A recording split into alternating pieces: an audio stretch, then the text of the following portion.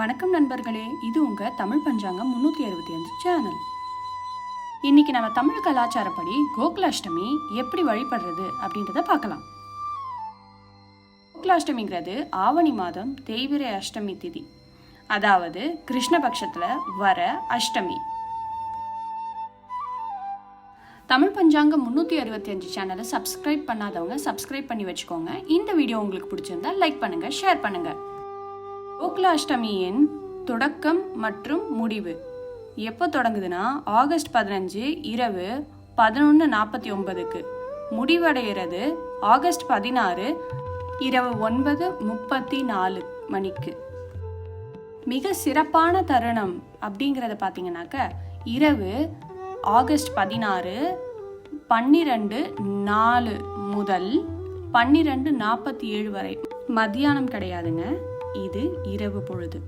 ஏன்னா கிருஷ்ணர் அப்பதான் அவதாரம் எடுத்தாரு அப்படின்றது நம்பப்படுகிறது.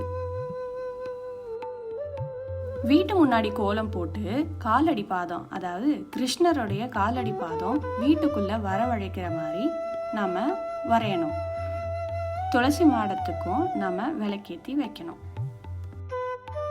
நெய்வேத்தியத்தை பற்றி நம்ம பார்க்கலாம்.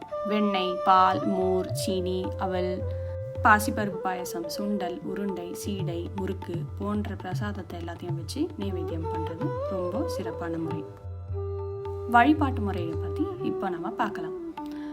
சாயந்தர நேரத்தில் குளிச்சுட்டு பச்சை வஸ்திரம் அணிந்து கொள்ளுங்கள். ஏன்னா கிருஷ்ணருடைய விருப்ப நிறம் அதுதான். துளசி மாலையுடன் கிருஷ்ணரின் சிலை அல்லது படத்தை அலங்கரிக்கவும். விசேஷ தீபம் ஏற்றி 108 முறை ஓம் நமோ பகவதே வாசுதேவாய அப்படின்னு நம்ம பாராயணம் பண்ணணும்.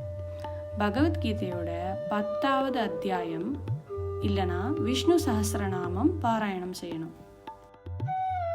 நிசி பூஜைன்னு ஒன்று இருக்கு. இரவு 12 மணிக்கு நெய்வேத்தியம் வச்சு மங்கள ஆரத்தி எடுக்கணும். விரதம் இருக்கிறவங்க அப்போதான் உணவு உண்ண முடியும். கோகுலாஷ்டமி அன்னைக்கு பக்தியோட வழிபடுவதால நிறைய கஷ்டங்கள்லேருந்து நிவர்த்தியும், குடும்ப பலம், ஆனந்தம் இதெல்லாமே அதிகமாக கிடைக்கும்னு நம்பப்படுகிறது. அனைவருக்கும் கிருஷ்ணர் அருள் பொழியட்டும்.